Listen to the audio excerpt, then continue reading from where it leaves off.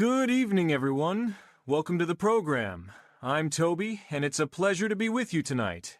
I've had the distinct privilege of watching, analyzing, and reporting on the world as it spins. We've seen a lot of things change, but the core of the story, the human element, and the constant drive of commerce, well, that's a tale as old as time. So let's get right into it. We're starting with two major stories that are shaping our world, and importantly, your wallet. First, the global financial stage is buzzing with the Federal Reserve's latest policy shift.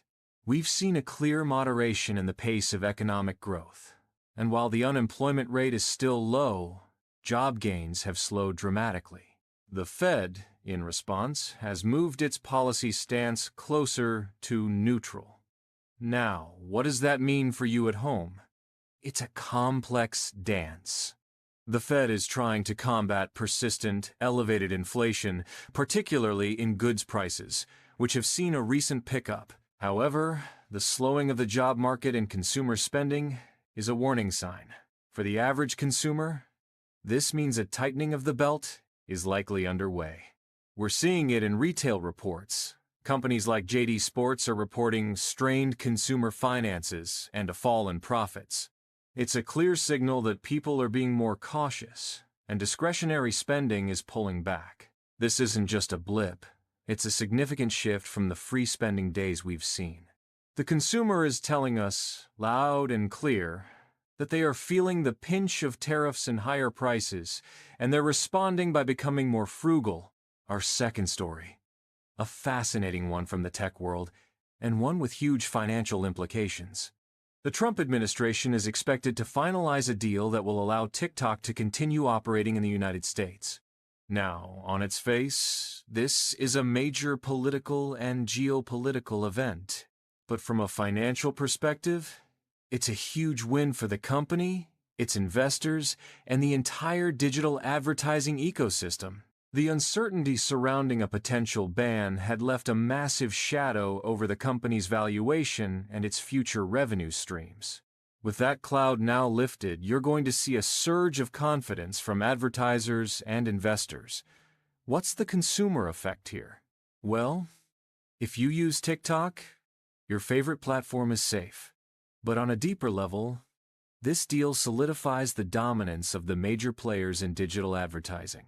We're talking about companies like Meta and Alphabet, who, along with TikTok, now have an even firmer grip on where marketing dollars go. For consumers, this means more targeted advertising, more data collection, and a continued migration of media to these platforms.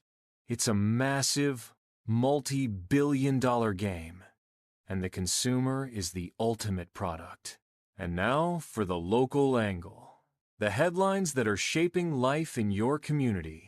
I'm pleased to bring in our local news correspondent, a woman who knows the ins and outs of this city better than anyone. From our Los Angeles studio, here's Janine Holcomb. Thank you, Toby. Good evening, Los Angeles. Here's a look at what's making headlines in our city. Inglewood wrongful conviction settlement. The city of Inglewood has agreed to a historic $25 million settlement with a man who was wrongfully convicted and spent 38 years in under-settlement prison. The case highlights major reforms and ongoing discussions about judicial integrity and accountability within our local law enforcement. La Mayor signs deficit agreement. In a major move, Mayor Karen Bass has signed an agreement with city workers to close Los Angeles's $1 billion deficit without resorting to mass layoffs. This is a critical development for city services and the livelihoods of thousands of public employees who have been concerned about job security amid the fiscal challenges.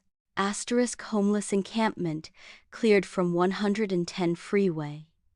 A new state task force has successfully cleared a large homeless encampment along the 110 freeway in South Los Angeles. While city officials are hailing the action as a step toward addressing a public health and safety issue, it reignites the complex debate over sustainable housing solutions for the city's unhoused population.